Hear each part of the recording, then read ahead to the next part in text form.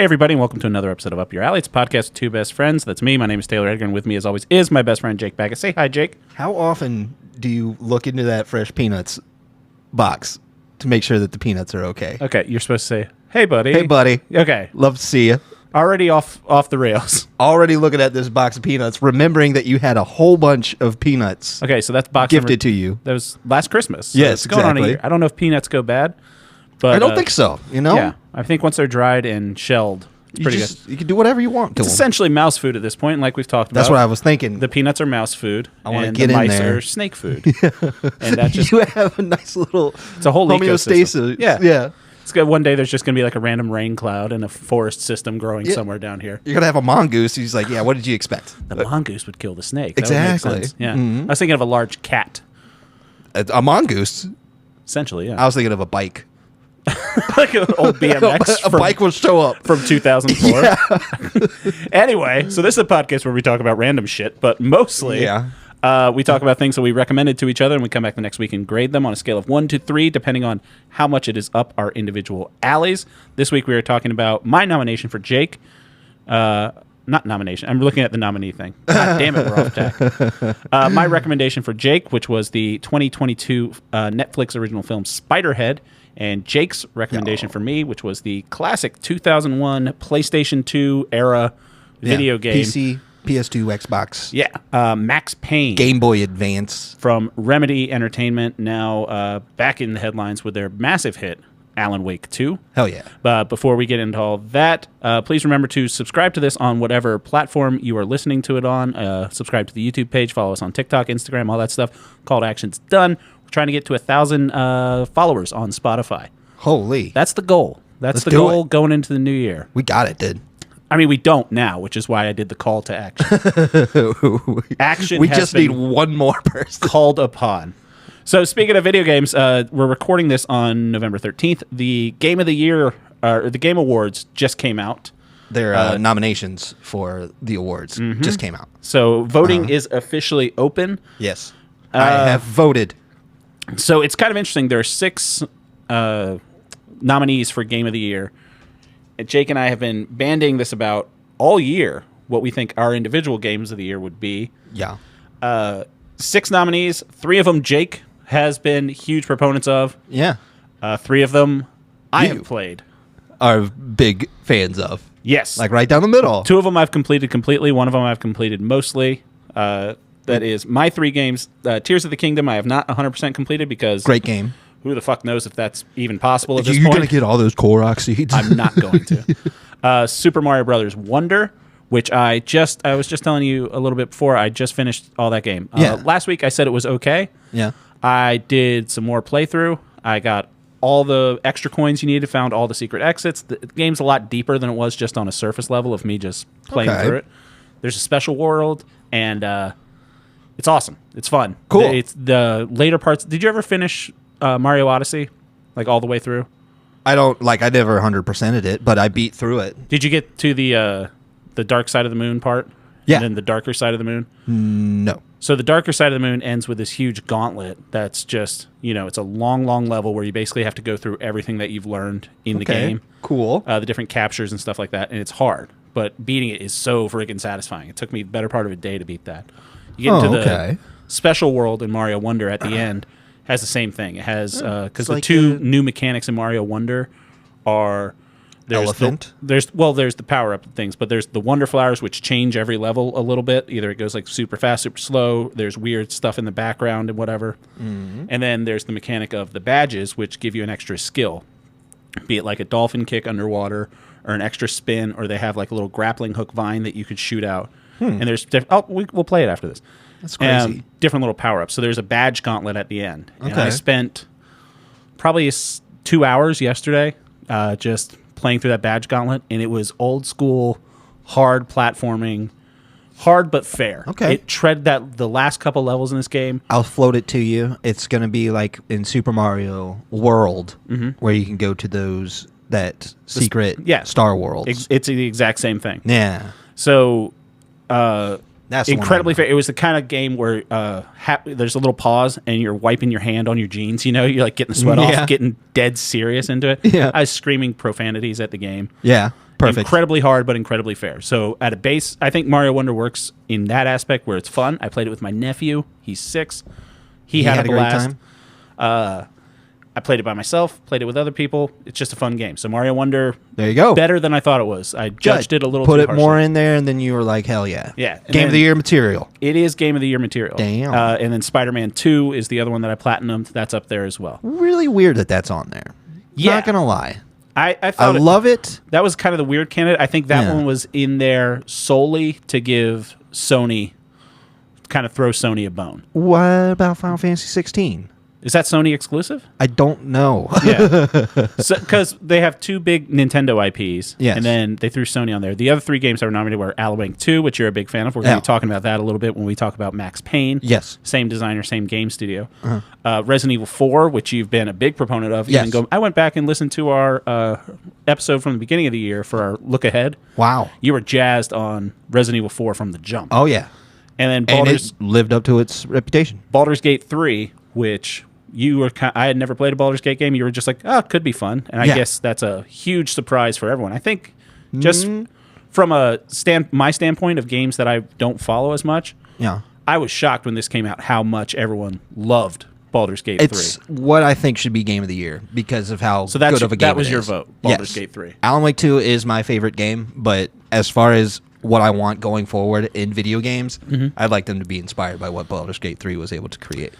I'm still sticking with Tears of the Kingdom. I have not played. That's such a good choice too, because that game is so incredibly polished. Yeah. To a mirror sheen. There's so much awesome things happening all the time. Yeah. Notable exceptions from the nominations: Starfield, which was Microsoft's big push to, hey, we own Bethesda now. We're going to put out these massive. Yeah, they didn't put it out on PlayStation 4, so I didn't play it. Exclusive games. Yeah, and I don't have a good PlayStation. I don't have good play.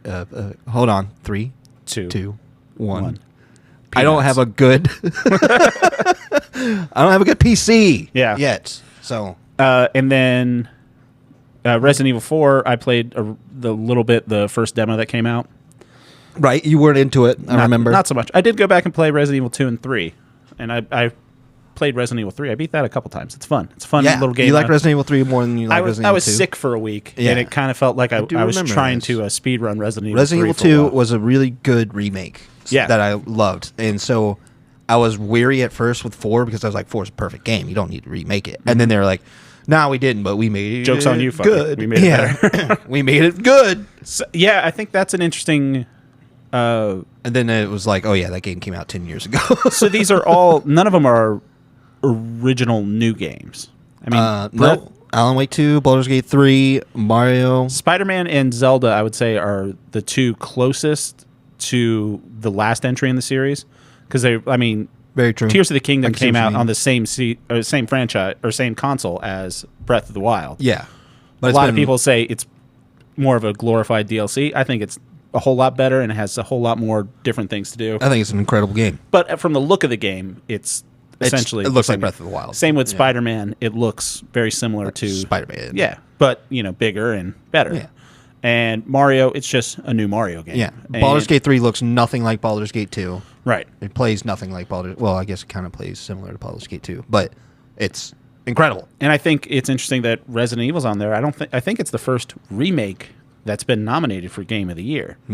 Off the top of my head, I don't think it's got it. I don't think it's going to get it, but I think it's interesting to have. Interesting. It's like when you see an animated movie nominated for Best Picture, you're like, oh, that's interesting. You could do that, yeah. Like Toy Story 4 got nominated for Best Picture. Huh, that's weird. That a video game remake, it kind of gives a little bit more... I don't know. I don't know if you're like me, because when it first said, oh, we're remaking this game, I'm like, we're going to do that now? We're going to remake video games? And now it's kind of becoming a thing where people they see that it's doing it, and it's doing numbers, so other people are going to do it. And you find a way that you can do it well. Yeah, I wish they would remake games that had the potential for more. Rather than remaking Resident Evil 4, you could have remade Resident Evil 5 and gave it a little bit more of a chutzpah to it. And the other thing I was interested in was indie games. Because I've played 3 of the indie games out of 5, which is good for me. Yeah, very new for you. A lot of that is because of you making me do stuff for this You're very welcome. Dave the Diver, which I've played. Beautiful game. Great game. Dredge, which I loved. Absolutely. That's one I voted for right there, Dredge. And Sea of Stars up there, too. Also an incredible game. We talked about that. I had not played the other 2, Cocoon and Viewfinder. Cocoon looks great. Yeah. Cocoon is like you go inside of a world, like a deeper, cocoon. deeper, Yeah. and then or up. And then Viewfinder is you can take pictures. It's that old thing that you have where it like clicks and you have a wheel and it's like there's a picture of a cheetah and it's like and it's VR, so it looks real. It really looks like I'm looking through. So like you hold up a picture of a bridge. That was a Viewmaster over a like a gap, and then you can apply that bridge now. So that that's kind of cool. Yeah, so the bridge stays there, and then you can traverse. Yeah, I voted, and then I think for best new or whatever their category is called, where it's debut from an indie developer. Yeah, Dredge was up there too. Yeah, and so I voted for Dredge. I had a lot of fun. I'm with Dredge. pretty sure I voted for Dredge too. Dredge was a great game. Yeah, Dredge is such a clever little game. Yeah, fishing is fun. Having a little Tetris is fun. Yeah, and having like a teeny bit of horror, like little Lovecraftian, monster horror. When you grab a fish, it's like I'm a fucked up fish. You're like, oh wow, why is that fish all fucked up? You shouldn't have done that. So yeah, we're gonna do that. Also, this weekend, I know you're not gonna go see it. I went and saw The Marvels. Yes, what'd you think? So The Marvels apparently cost, they're saying, about $240 million to make. Okay. What do you think opening weekend box office was? 50 million. Under. 47 million domestically. I was close. What do you mean under? It's the lowest opening for a Marvel movie ever. You gotta remember they had a SAG strike, so it wouldn't make that big of a difference. Nobody was advertising. There was so much hate already for this. I don't know why the internet hates Brie Larson so much. Not the whole internet, but there's a strong portion of people. Is there? Yeah, a lot of dudes hate Brie Larson. I didn't know that. I don't know too why. bad. There's so many angry YouTube things like, oh, she sucks at acting and blah, blah. Why is Captain Marvel the strongest? She was a really good Captain Marvel. I thought she was great. And that goes to my point. The Marvels, great. Great, you Loved say. it. I took the kid. We both saw it. It is quick. It's under 2 hours. I think the chemistry between Captain Marvel, Miss Marvel, and Photon, fantastic. Okay. They work really well together. Samuel L. Jackson's the best at being Samuel L. Jackson. He's been in a while. So much better than Secret Invasion, which you also didn't watch. No. But he sucked. I'm out of Marvel, man. It's so weird to say. Know. And Loki ended last week, too. Loki Season 2, which ended great. And Loki, the guy who plays Loki. Tom Hiddleston was like, that was a trip. A trip that is over now. Yes. I am not doing that anymore. Well, yeah, I mean, yeah, they set him up to where 15 years or something. Loki's at a point in the story where he could just chill for a little bit. Yeah. Like, he's still alive. They'll bring him back for Secret Wars or whatever. Whenever he needs another paycheck. Yeah. But that's how I am. I'm upset that Marvel's isn't doing better because it was quick. It was fun. I think it was fine with it not doing better. I think they need to start being creepier and weirder with their movies. I don't think you're wrong, but I think that they're going to take the wrong lesson from this. I think that the lesson is going to be that these quick little team-up movies don't work because Ant-Man and the Wasp: Quantumania did not do well. I enjoyed that, too. Isn't that weird? The Marvels is better than Ant-Man and the Wasp. Really? Yeah. If it's on, I'll watch it. But I think they're leaning towards because Hollywood always seems to take the wrong lesson from anything. That's true. So they're like, oh, Guardians did so well, but the Marvels did that. So it's like, oh, okay, we need to stick with the same team. And I'm like, why don't you branch out and do like two different main like it doesn't have to be one big story. That's the thing about Marvel Comics is it could be.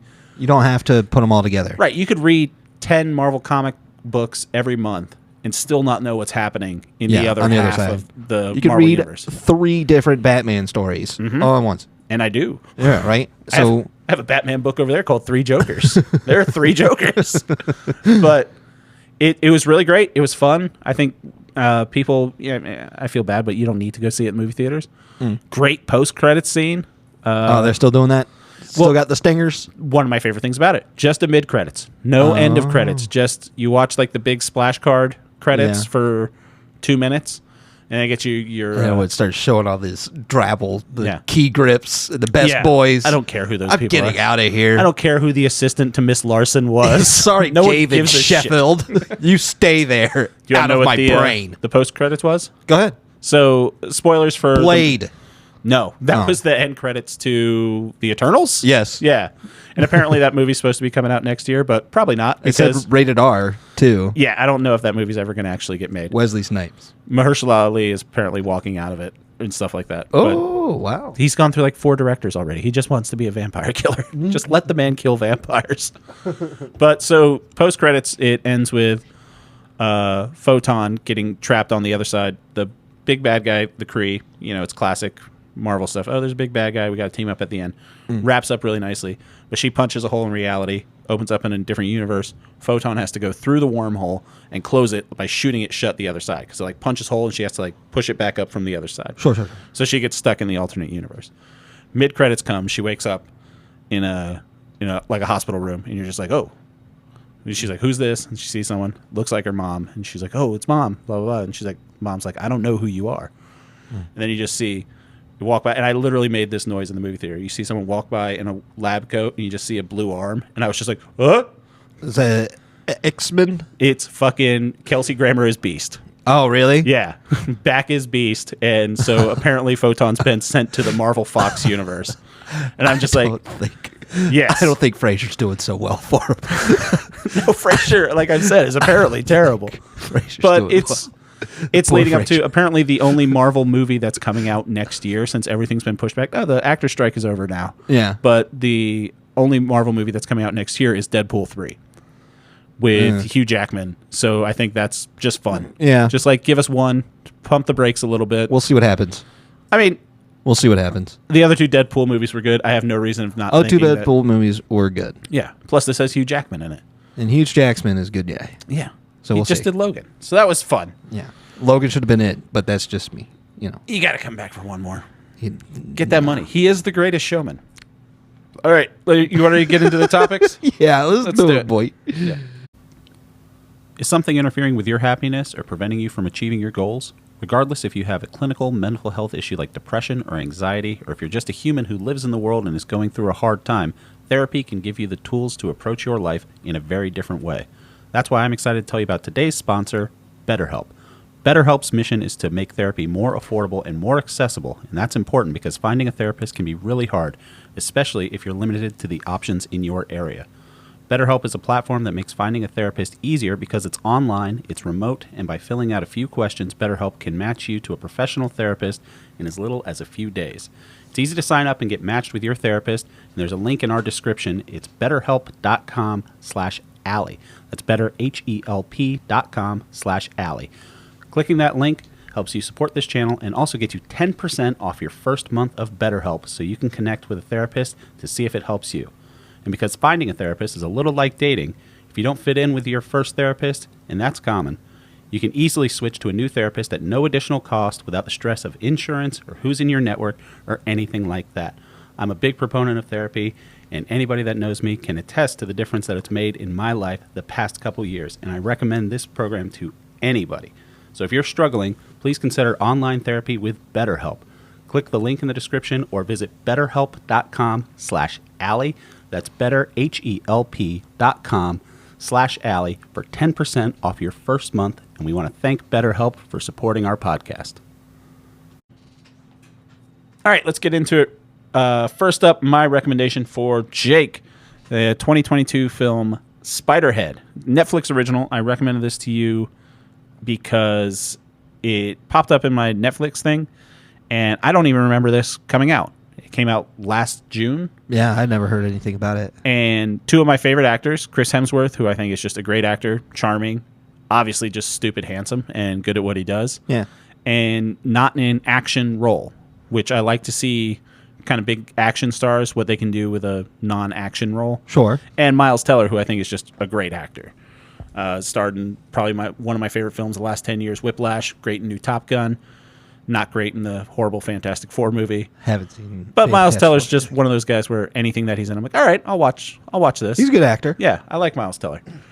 And this was directed by Joseph Kosinski, who did the new Top Gun, amongst other things, with Miles Teller, and screenplay by Rhett Reese, who did the Deadpool movies, amongst other things. So I was just like, let's check this movie out. Based on a short story by George Saunders, which I gave you a copy of. Yeah. And George Saunders is a writer published mostly in The New Yorker. I talked about it, I think, last week. Wrote a great short story named Fox 8. I got to lend that to you at some point. Sure. Not recommend it to you. So, I just wanted you to watch this. I think it's a good sci-fi, little dystopian movie. Very small scale, though. Always takes place in one thing. So the general synopsis of it, Spiderhead is an island prison. Chris Hemsworth plays the guy that's in charge of the island, and the way it works is all the prisoners volunteer to go there, and they're test subjects. They're lab rats for Chris Hemsworth's company that sells pharmaceuticals that alter your mood.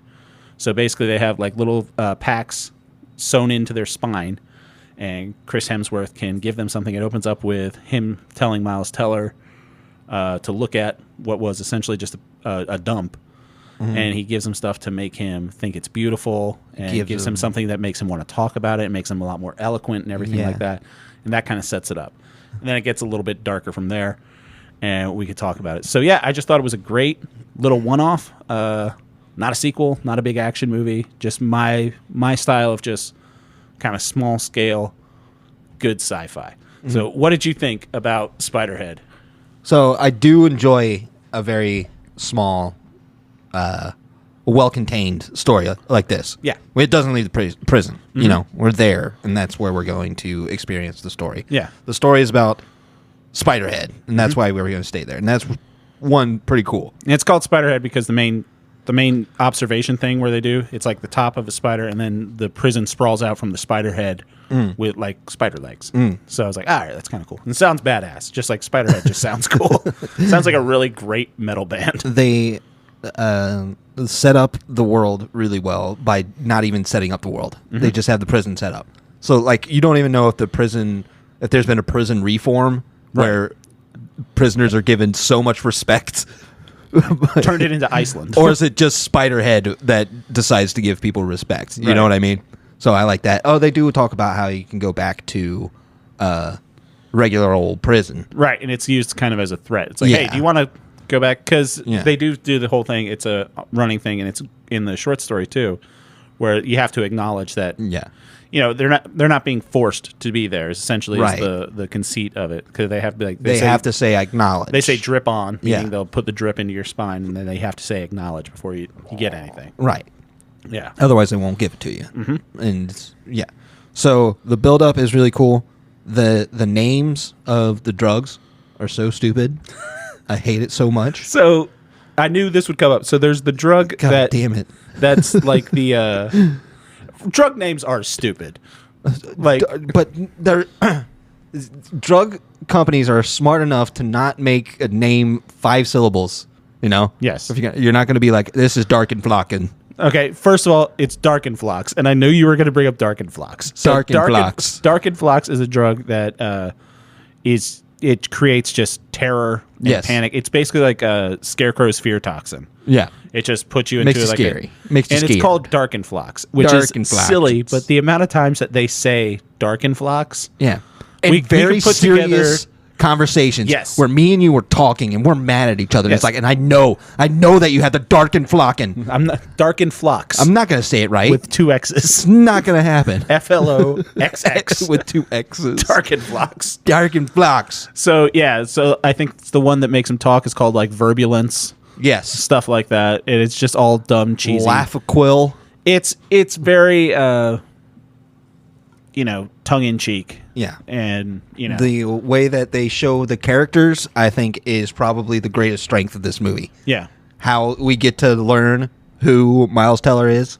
How we get to learn who Chris Hemsworth is. So, before we go full spoilers, what are you rating this out of 3? This gets a very hearty 2. A hearty 2? Yes. Nice. I would say everybody should watch it. I don't think it's anything groundbreaking. It's not going to change your life. It's a good movie. But if you want to watch a good movie, that's pretty fun, pretty funny, pretty thought-provoking sometimes. Yeah. Not really, but... Not too heavy. not too heavy. You're not going to have to sit and think about this afterwards. There's shocking things that happen that aren't like crazy. Yeah. But when they happen, the built up to it was so good that you're like, my goodness, that was horrible. Yeah. And it's like I said, it's a pretty quick movie. Yeah. And it's great. But so as far as Miles Teller's character, Jeff. Yes. You see through flashbacks why he's there. Yeah, you see why he's a prisoner. He's in jail for manslaughter because he was driving. He was driving car drunk. He gets ejected from the car. Passenger dies. Yeah. And that's all seen through flashbacks and stuff like that. Mm-hmm.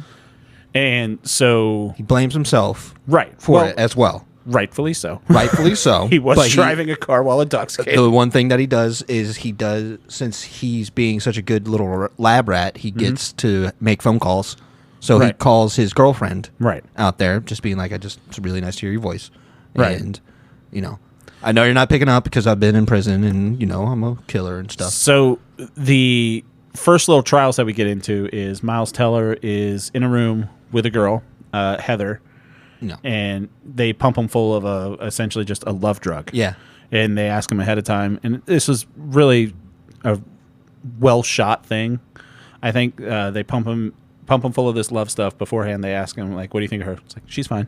Yeah. Like, yeah. Give her a 7.5. Yeah. And then they pump for this, and they just start going at it. Yeah. They decide to have sex. Yes. Quick, graphically. Yeah. Well, not super graphically, but sex. It's implied that it's not a lackluster session, let's say. Yeah. That's a good way to put it. Then they cut the drugs out of it, and, they're like, all right. They feel nothing for each other. They kind of look embarrassed for a little bit. Yeah. And then Miles Teller's brought in there with another woman who is older. Yeah. Not the most pretty lady. Might have shit on her fingers. Yeah. And same thing. Put them with the love drug, and then they go back at it. Yeah. And so it's all done through a clinical trial, and then both of those women are brought in there, and Miles Teller is brought into the Spiderhead with Chris Hemsworth, and it's like, all right, you have to, the whole conceit of it is we have to find out if there's any residual effects of the love drug still in your system. Do you still love these people? Right. So you have to pick which one of them you're going to give. And Go ahead. Don't make the face when I say it. They're going to give them the drug that makes them can we just upset. I would the torture drug with a code name for it, but there's nothing dumber than Darkenflox. Yep, call it torture drug. So he says, which one do you want to give him the Darkenflox? And he says, I don't want anybody to get the Darkenflox. And he's like, one of them's going to get Darkenflox. He's like, you're not Darkenfloxing anybody. You're having too much fun. It's enjoyable. It does take you out of it. No, it does take. Everyone takes the Darkenflox very seriously. Yes. And nobody says what a stupid name. So he says he doesn't want to Darkenflox anybody. Yeah. And they're like, good. Hey, it works. That was the whole thing. Yeah. That was the whole test. And then Miles Teller is brought into a room with a big guy with like a scorpion tattoo on his face. Yeah. And Rogan. Yeah, Rogan. Mm-hmm. And that's the character's name. That's not we're not making fun of him. But and Miles Teller for a minute is thinking, are they going to pump us full of the love hormone again? Yeah. And it's like, no. And they sit there. Like, no. And then Chris Hemsworth comes on the air and he's like, oh, guys, that's it. We're good. And then Miles Teller walks in and he's like, that was the Darkenflox. You're having her pick which one of us they were going to Darkenflox. Yeah. And Chris Hemsworth is very good about saying, hey, it's just a test. Like, we have to do this. He says there's the protocol board. That Chris Hemsworth does as his Steve. Yeah. He does a great job of being caught in a very bad situation and needing a second to think of how to talk his way out of it. Yeah. And does a pretty good job talking his way out of it. I will say this. Chris Hemsworth is great in this movie. Yeah. If you, like, pretty great. I don't think I've seen him in anything other than Thor? Action movies. Or a movie where he's never, like, vulnerable. Did you watch the Ghostbusters, the one with Leslie Jones and Kate McKinnon? He was the funniest part. But that was the movie where I was extremely like, annoying. Right, but that was a movie where I was like, he can be just straight funny. Because like the later Thor movies are essentially comedies. Nobody's so stupid that they cover their eyes because something's loud. Mm-hmm. Nobody in the entire world. I understand. Did you see the trailer for New Ghostbusters? Of course I haven't. Yeah. Why would I watch that movie? There's a new Ghostbusters There's no reason to watch a world that's gone cold because of the ghosts. Right, because they scare you to death. That doesn't make sense. That's not even a pun. There's no part. The cold grasp of death. But Bill Murray's in it. Okay. Did he die? Didn't he die? Who knows? That was Zombieland. Regardless, back to the Darkenflox. Back to the Darkenflox, please. Miles Teller has a love interest that he runs into who's cooking in the thing, played by Jurnee Smollett. And she's fantastic. Yeah. I really like... Standout. So I just watched a movie with her yesterday. I was going to recommend it to you, but it's not a good rec for the show, but just personal rec in life. It's on Amazon. It's called The Burial with Jamie Foxx and Tommy Lee Jones. And Jurnee Smollett's in it. It's a courtroom drama. It's on Amazon Prime.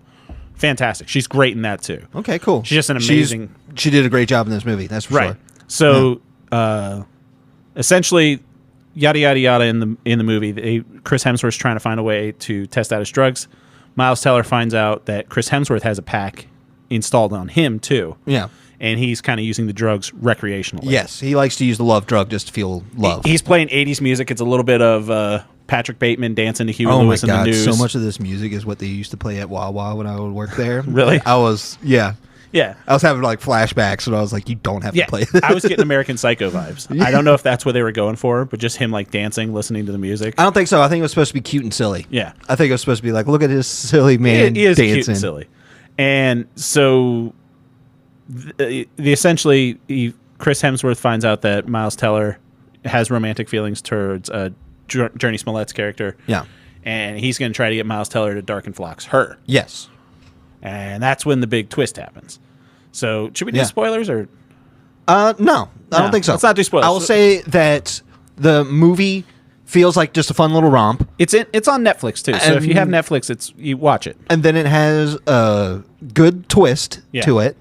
And then it's fun and it's funny, and it's got some pretty wild moments in it. Yeah. That, I mean, you got to remember that these people are in prison, and then when you find out why some people are in prison, you're like, oh yeah, you'd go to prison for that. Yes. And it's emotional at points, and I think Jurnee Smollett does a great job. Miles Teller does a great job. Yeah, I think Miles Teller is pretty good. It's well acted all around. Yes. And I will say this, it takes a completely different turn than I saw the movie and then went back and read the short story. It has a fun turn. The short story ends completely differently. Yeah. And granted, I gave you the short story. I gave you a PDF of it. It was 10 pages in a New Yorker magazine. Yeah. And they expanded on it. And I really like how they expanded on such a small little bit of, story. Yeah, what a cool little thing. New Yorker films. Yeah, that threw me off right at the beginning. The opening credits. And you're Brought like, to you by The New Yorker. The other funny thing, The Burial on Amazon with Jurnee Smollett and Jamie Foxx and Tommy Lee Jones. Newsweek magazine? No, based on an article in the New York Times, I think. Or maybe it was the New Yorker. I don't know. Holy. But yeah, just great all around. So strong 2 from Jacob. Yes, sir. Any other closing thoughts on Spiderhead? Definitely watch it. If you're in the mood for a movie, this is a good one. That's exactly what I would say. Yeah, if you've got a night off, you want to watch a movie. I would love more movies like this. I would love having a queue of these bad boys. If this is what Netflix does, just pops out a couple of these.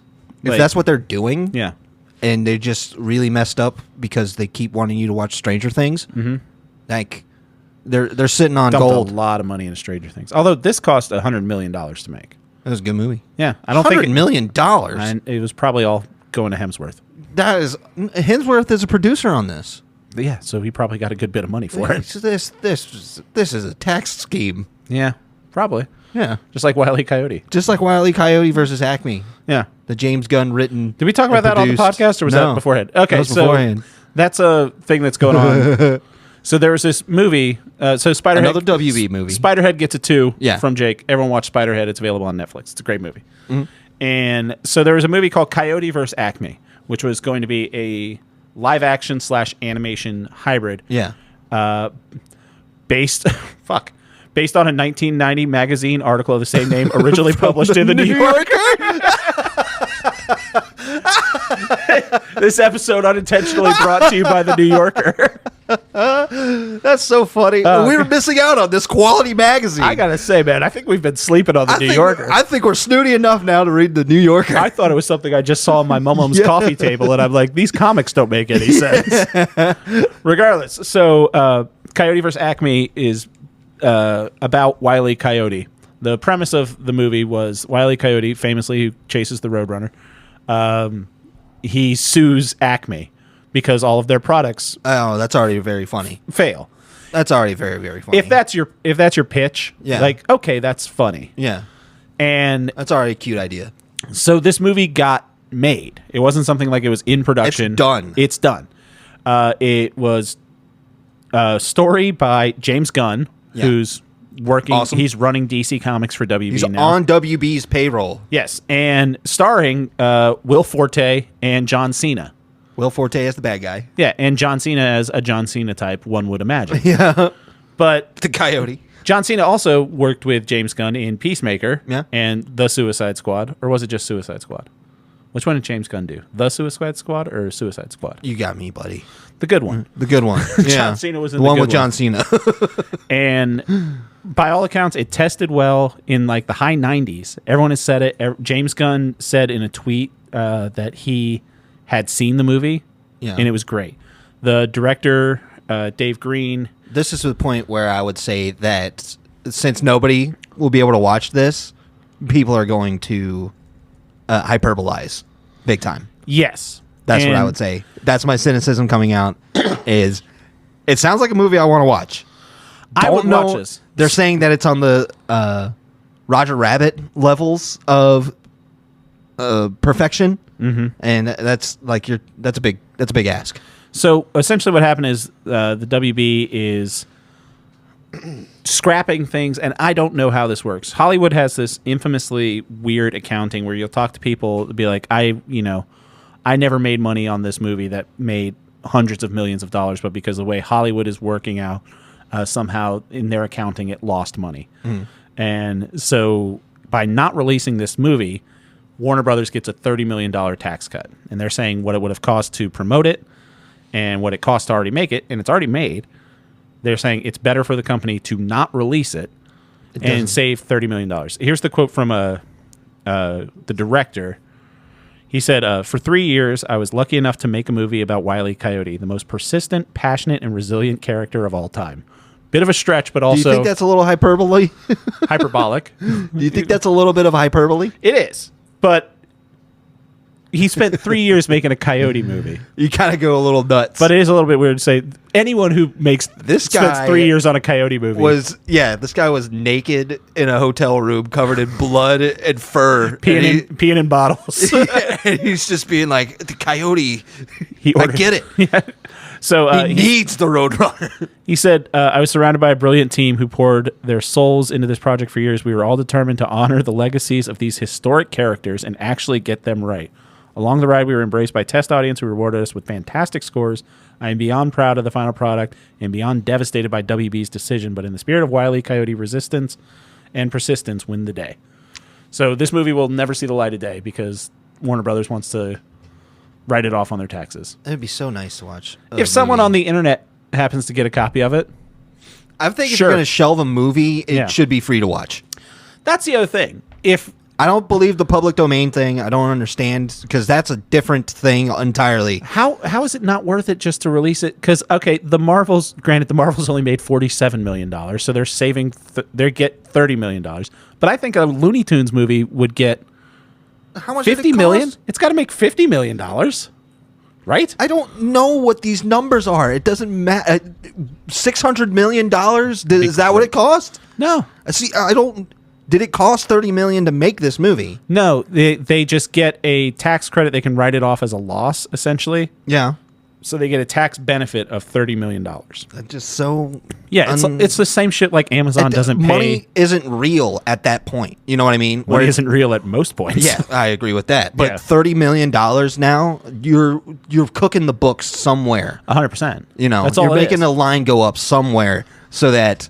you look good. Right. So that the board sees you. That's what this Zaslav dude's doing. Yeah. I can't wait for this all to come out in a great folding ideas video or something like that. Yes. Someone who's smart. Somebody who can tell me that, you're right. That or CoffeeZilla. Tomfoolery is happening. Or someone that puts together one of these great YouTube documentaries. Like everybody just wants to be mad at that guy. CoffeeZilla? No. Sam Bankman-Fried? Sam Bankman-Fried. Well, he defrauded people. Rich people that are fine. Well, also people that bought into FTX and put those their poor whole people, life savings in it. Yeah. Those people I feel bad for. Yeah. But I'd still like to see a Coyote movie. Billions of dollars. Yeah. Yeah. They put out Space Jam 2, and Space Jam 2 was not a good movie. That's the thing. Yeah. It's like they'll put out a bad movie. There's no way this would be worse than Space Jam 2. But well, did you ever see the Brendan Fraser Looney Tunes movie? No. Back in Action? Yeah. No. It was okay. No, I know the name of it. But it was okay. You see the Tom and Jerry one? There's a Tom and Jerry movie? Live action Tom and Jerry. With, I remember Chloe that. Gates. Yeah. Montez, is that what her name is? Yeah. Chloe Grace Moretz. Yeah. Hit Girl. Was in it. Yeah. No, I didn't see that. Haven't seen it. And then, but apparently there's another Looney Tunes movie coming out. So maybe that's why. Is it X Squad? I have no idea. Where I don't care. Became superheroes? I'm kind of bummed about this because I wanted to see. I ain't bummed. And but if I'm James more Gunn like, did it, I'm kind of like, why would you? Yeah. Why would you just scrap it? I don't understand how it wouldn't make money. Sell it to me. Yeah. Yeah. I'll give you $31 million for this movie. Like someone's got to be able to kickstart. John Cena's got to have $30 million. Yeah, that's just what I'm saying. Buy the movie, how John much Cena. Do these people have? How much is the tax write-off where John Cena can't buy it? I'm just saying, if we start up a Kickstarter. Here's a question. Could this bring you back around on Elon Musk if he buys the Wile E. Coyote movie and puts it on X for free? No. No? On X? Yeah.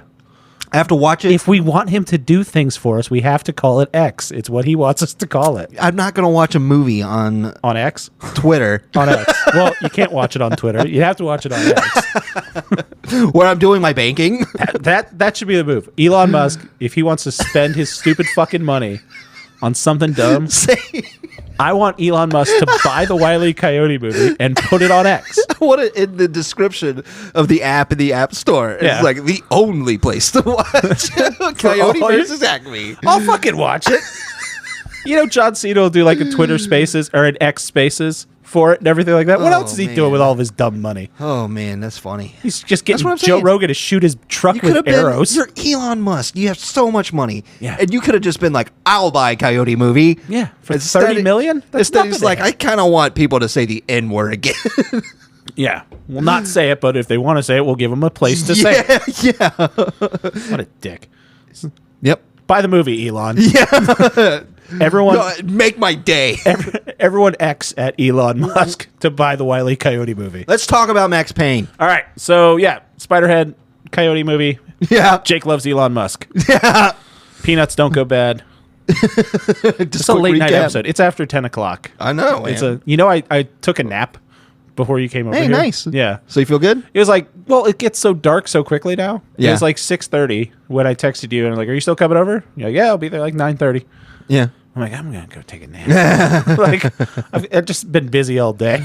I'm like, I'm going to take a nap. That worked. I spent a bit of this morning playing Max Payne. Hell yeah. Pow. Did you beat it? Segway.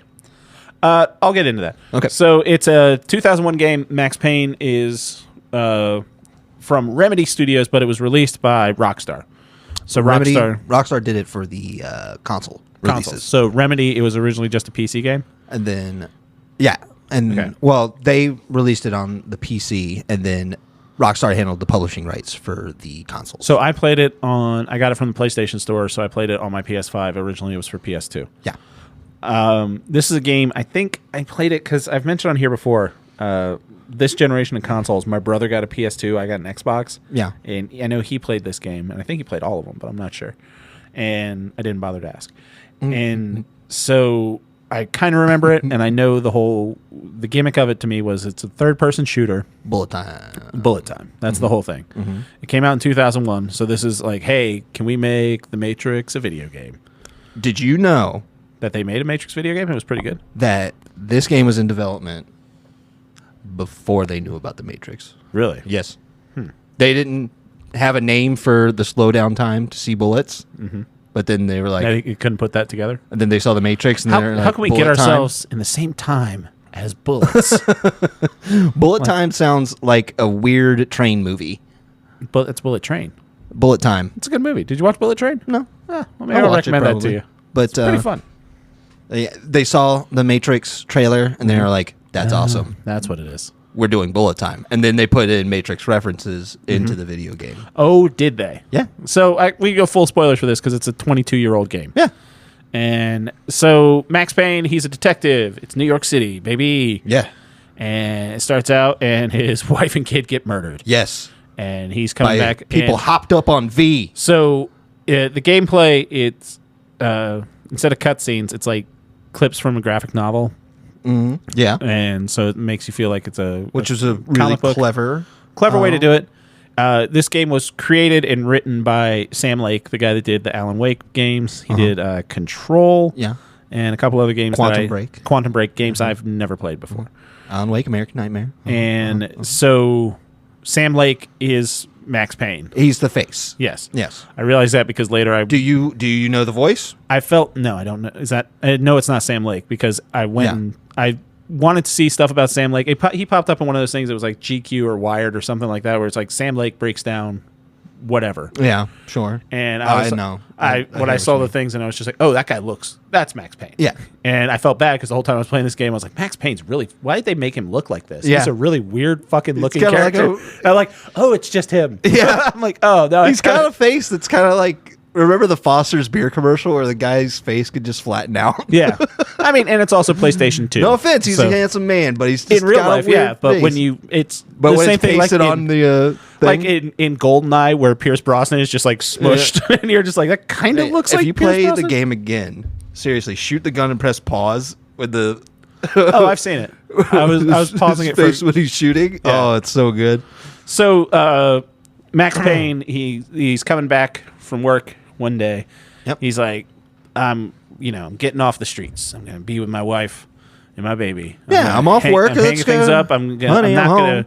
What's the first thing that happens? The phone rings and he picks it up. Yeah. And what is the first thing that they say? Is this the Payne residence? Yeah. He's like, what? Call the cops. Like there's somebody in here. And then they hang up.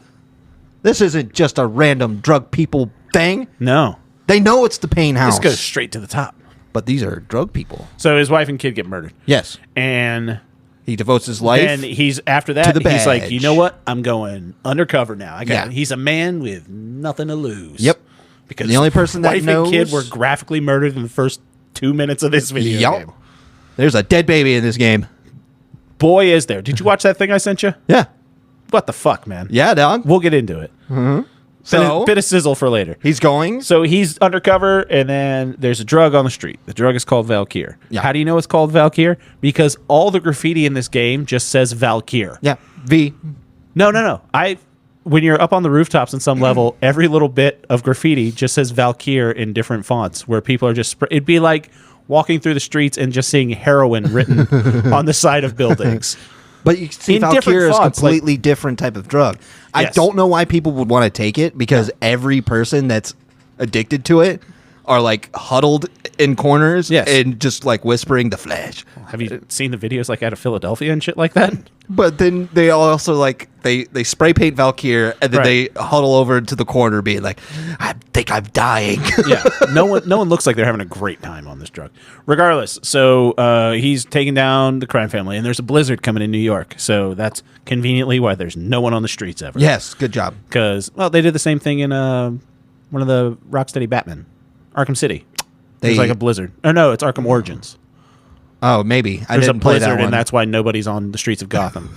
Yeah. So other than bad people.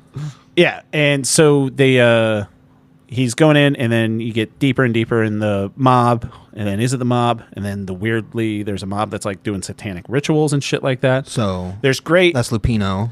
There's great Norse mythology references the entire way. Valkyr is from Valkyrie. Yeah. There's an evil corporation called Aesir. Yeah. And it's just, good, Norse mythology references, which I didn't get. I was like, what's the correlation between this fucking... You got Alfred Woden with one eye. Mm-hmm. So, and I was just like, what's the correlation between all this shit? The Norse mythology and the New York City hard-boiled detective noir didn't really seem to go together. Yeah. It's Sam Lake. He's from Finland. Yeah, he's from Finland. I saw an interview with him. He does not sound like Max Payne. He sounds like fucking Swedish Chef. Finnish. He's just like, into Max Payne 2. He's just like, oh. He's so great in Alan Wake 2. He does his own voice, and it's so good. Also, he looks like... fucking love him. He looks like Temu brand. So great. Joel McHale.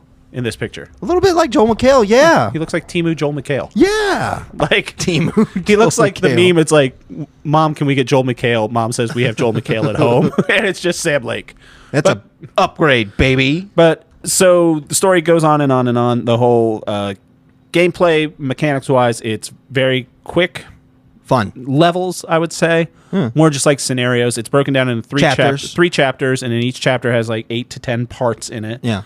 And it's just like, all right, we're in the subway station. He's like, I got to get up to the top floor. Then you go up to the top floor, shoot your way through a bunch of guys. You get to the top floor, cutscene. They're like, all right, I got to go find this train and hit this button. It's like, so I got to go all the way down. Did not pay attention to the story. No, I did. I'm just saying from a gameplay, that's how, like, it's, what do they say in game design? They're like, in a video game, you'll have like 40 seconds of fun.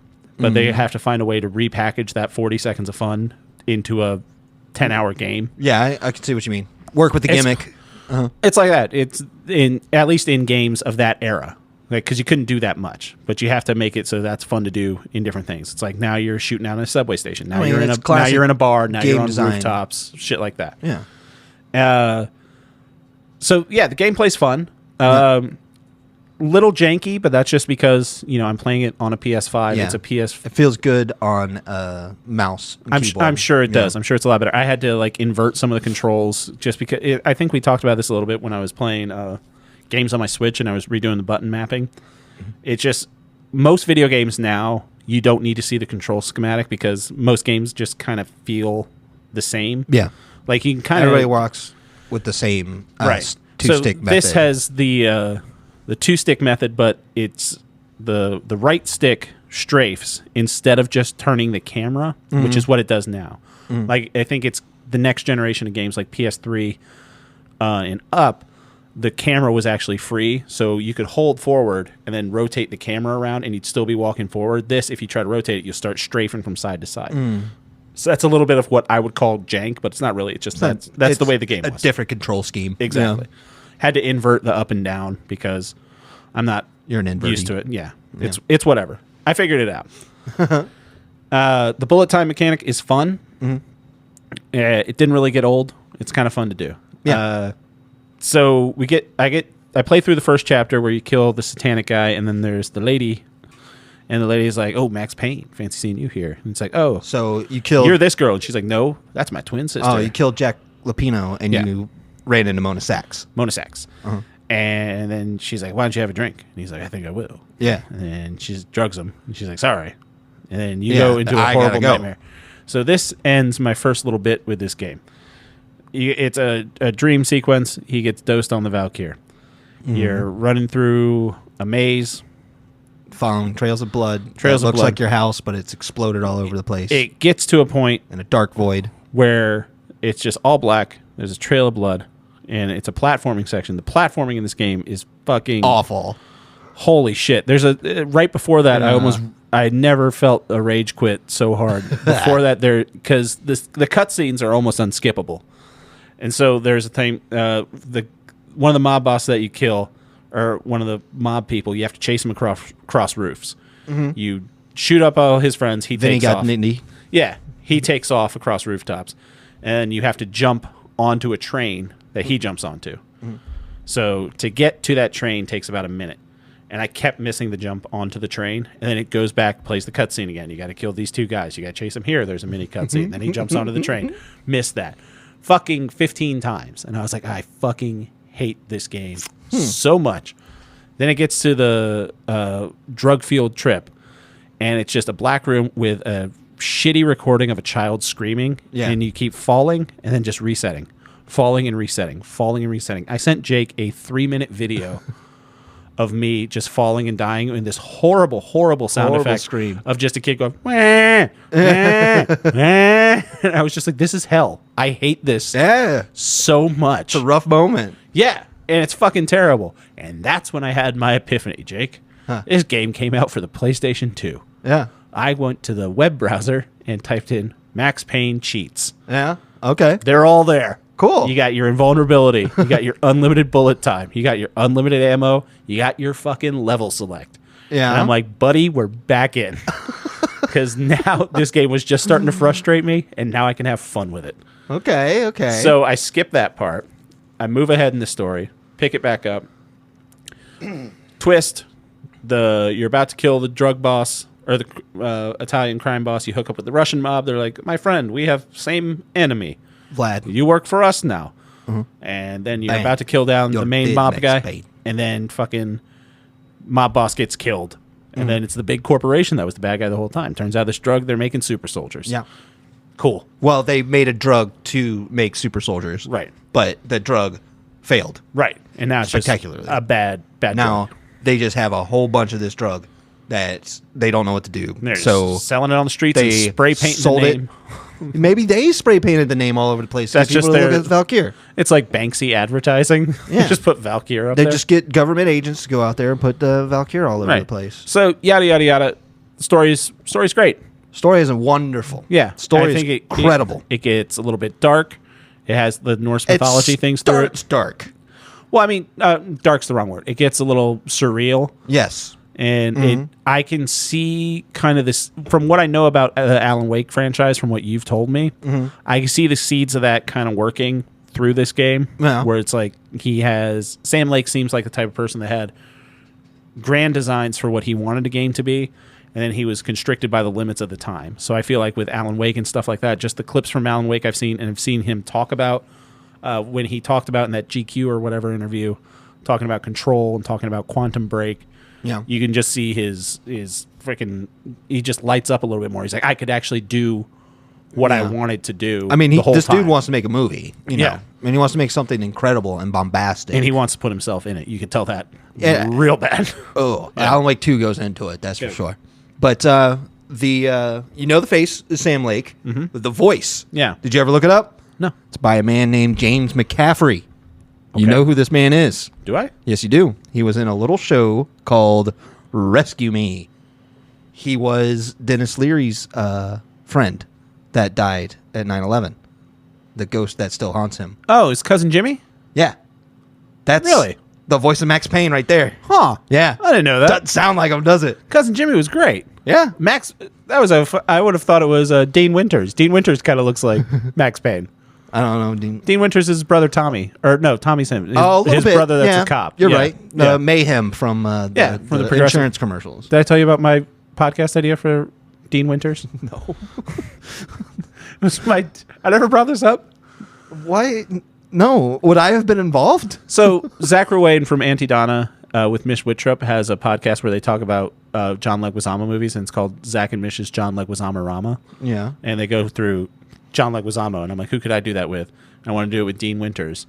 And I wanted to call it the winters of our Dean's content instead of the winters of our discontent. You're working backwards. I am. I'm laying the tracks as I'm building the train.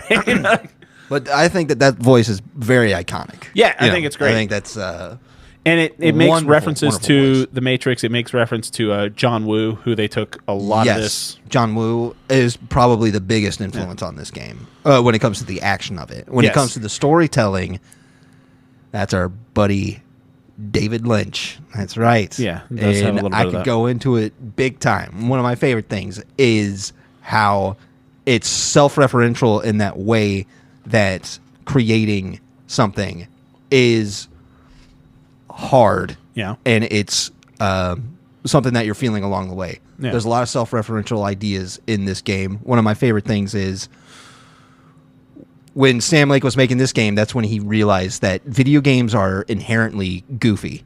They are. You're going to tell a serious story like this, where a man's family dies and he devotes his life to killing that drug. Yeah.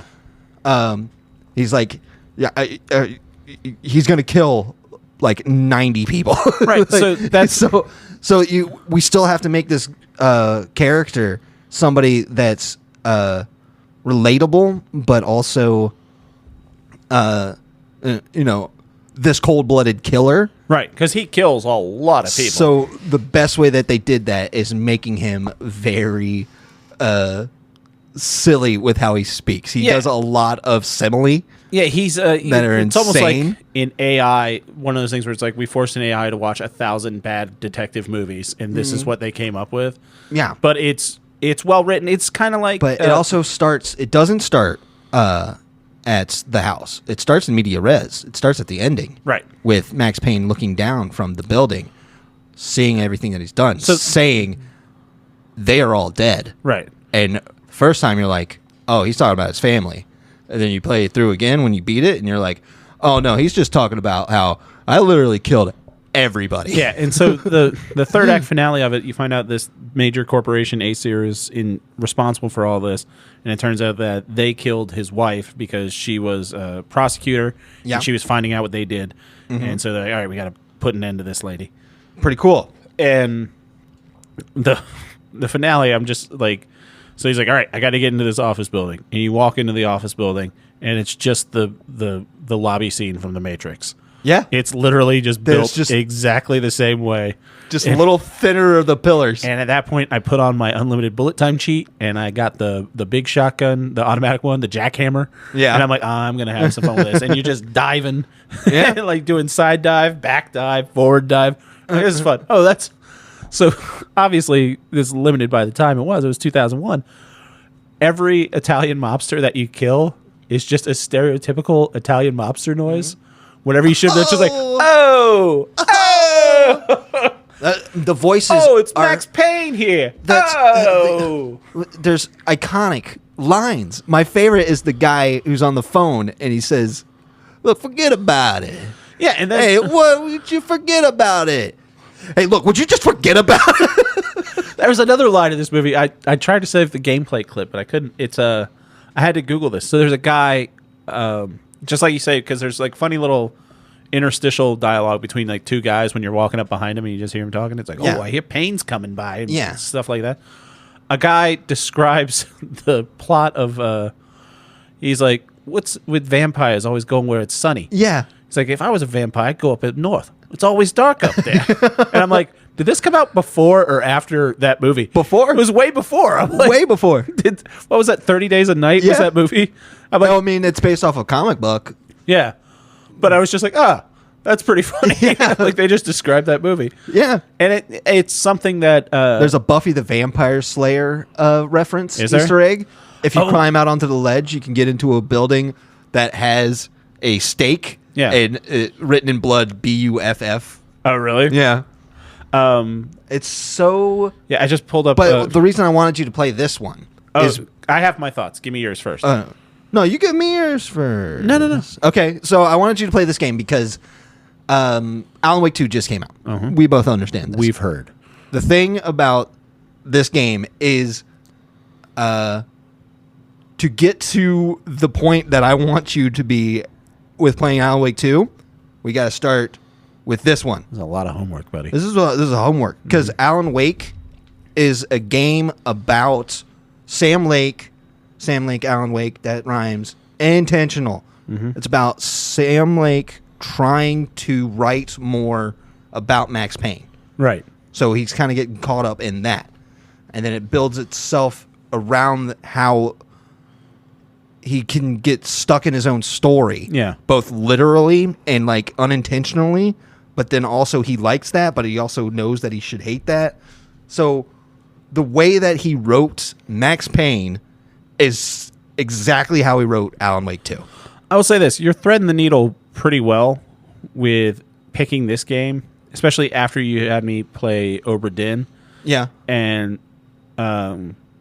I feel like I'm saying it like a broken record every week, but it's just I've gotten better at appreciating things for how they were, because if I had played this in 2001, so it would have been fucking high school Taylor. Yeah. Probably would have liked it. I would have been like, it's not Grand Theft Auto, but it's okay. It's fun shooting stuff. Yeah. But now looking back at it from with a critical lens. Yeah, right?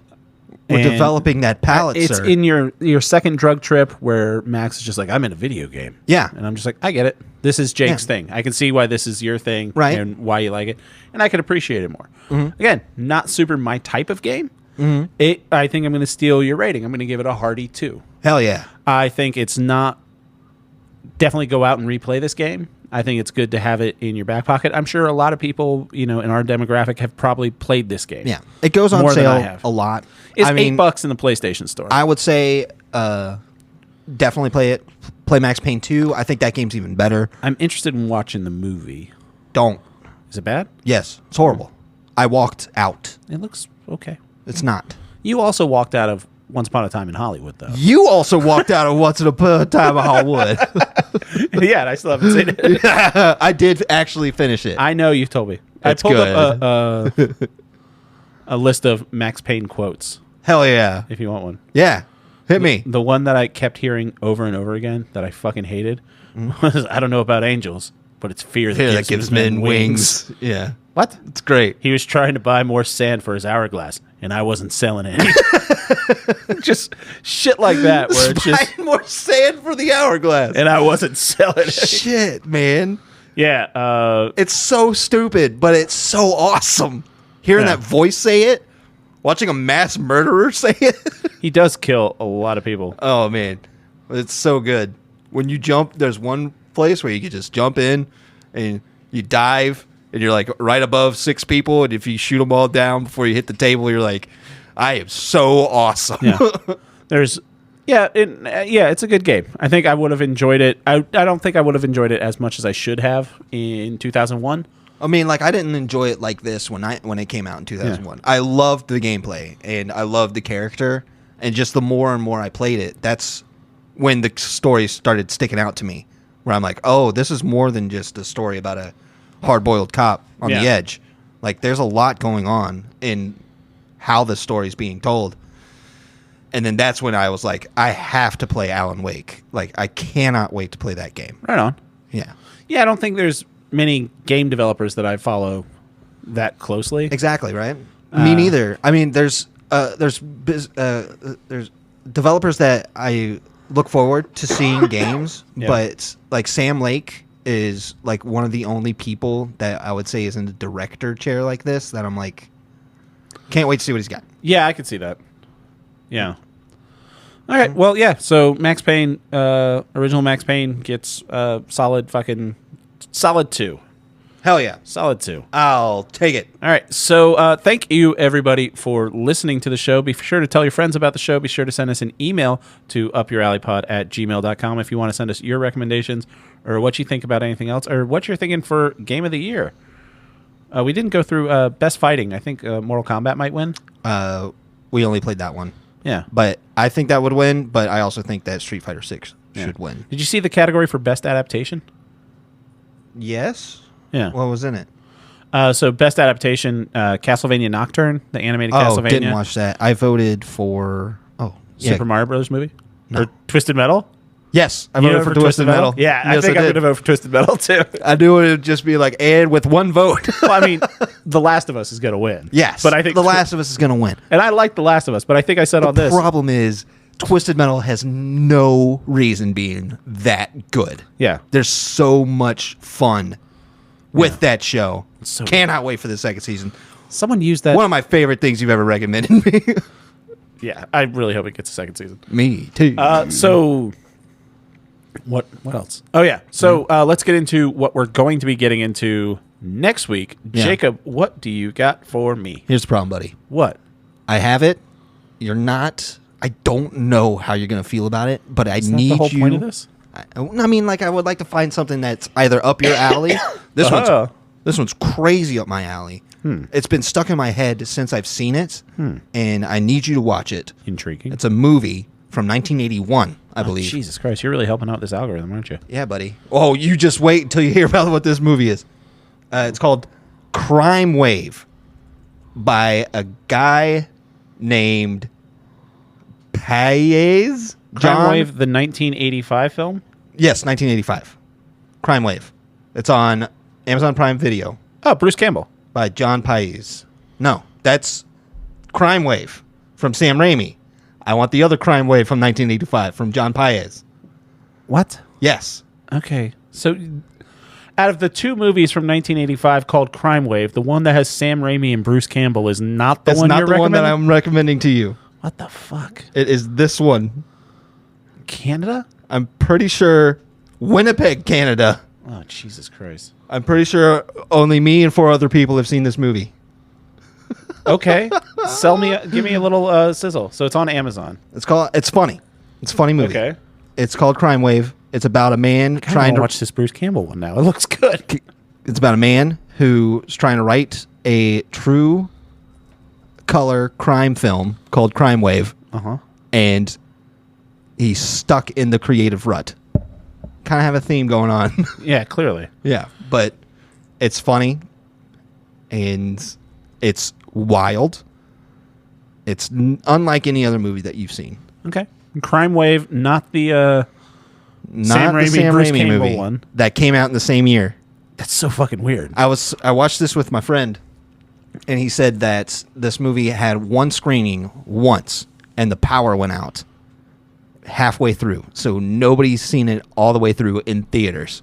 Jesus Christ! So he's like, because him and I are in the same boat, that this movie's incredible, and it's like, it's unbelievable that it's not talked about more. So I really want to talk about it so much more. Right on. So now it's your turn. Speaking of Canada, also available on Prime, but I'm not recommending it. Keep Your Head Up, Kid, the Don Cherry story about Canadian ice hockey player Don Cherry.